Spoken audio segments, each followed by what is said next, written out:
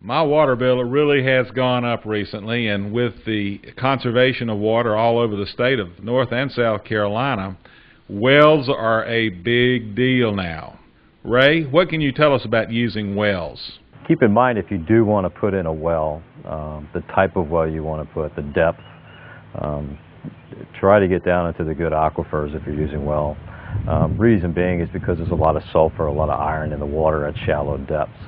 And what you're looking at is a lot of oncoming problems long term, whereas you might save money up front, but you wind up looking at spending a lot of money. Plus, you're going to get the eyesores. Can you clean it off? Iron stains a lot. So you really want to take in consideration of that. Plus, when it comes to irrigation, pay attention to the needs of your irrigation as well. With heads, supply, pipe sizing, the amount of water that you plan on using.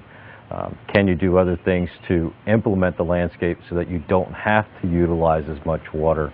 Correct mulching practices, soil structures, humic matter, all of those are very important things to take into consideration when you're working with your irrigation. Do you really need the irrigation? How established is the landscape? Is it new, young? Is it 20, 30 years old? Most of the plants that are that age are already established.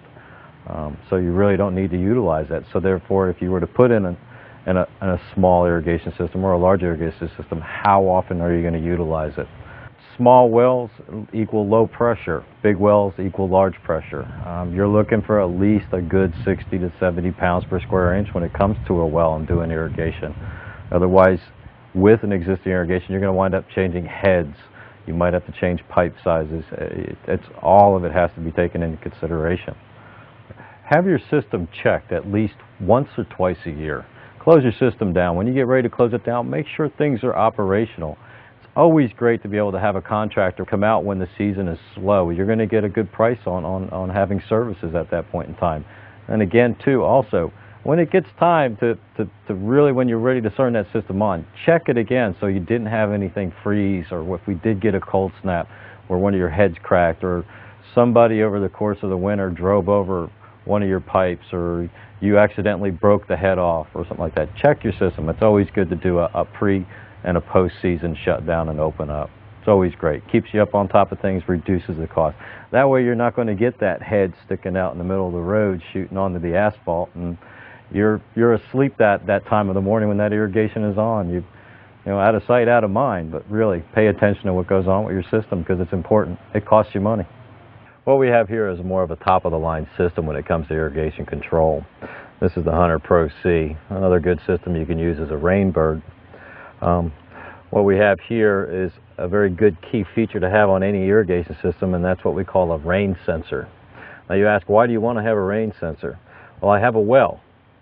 I got plenty of water. Well, you do have an electric bill.